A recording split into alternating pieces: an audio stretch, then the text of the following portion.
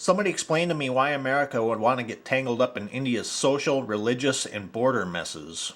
Well, so far we have gotten word of at least 3 Americans were wounded in the attacks, and the State Department says it's been working very closely with Indian authorities to try to get a solid lock on that number. But they say the difficulty is there are a lot of dual citizens living in the area who do a lot of traveling. And while there's been no information to suggest any Americans have been killed, the FBI says it is monitoring the situation and is prepared to offer assistance should it be needed.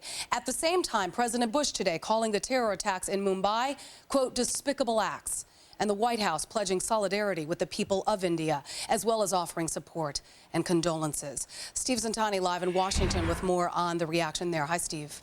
Hi, Julie. Yeah, the president-elect, and members of Congress all keeping a very close eye on this situation in Mumbai, trying to learn exactly how many Americans may be dead or injured and exactly who's to blame for this whole thing.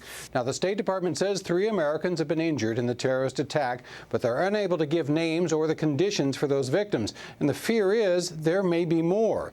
U.S. officials were going from hospital to hospital looking for American victims in Mumbai. Now, President Bush is at Camp David for the Thanksgiving holiday. He left yesterday.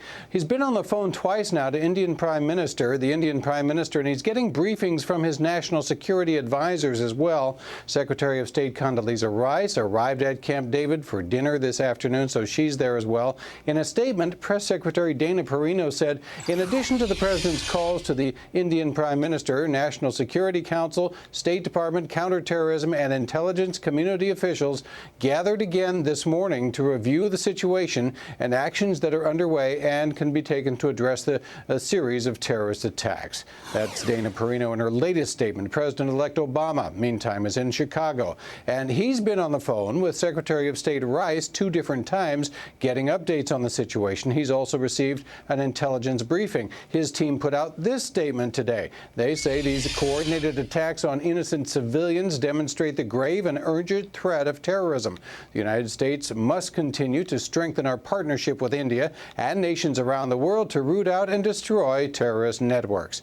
And members of Congress are weighing in. The House Majority Leader, Steny Hoyer, said in a statement, Americans stand with India's people in the face of these cowardly acts, and we hope the terrorist perpetrators are swiftly brought to justice. Meantime, the FBI says it is keeping a close watch on what it calls a fluid situation. Julie? Steve Zentani, thank you. I would prefer to have Bush and Obama focusing their energy on criminal and drug gangs here in America.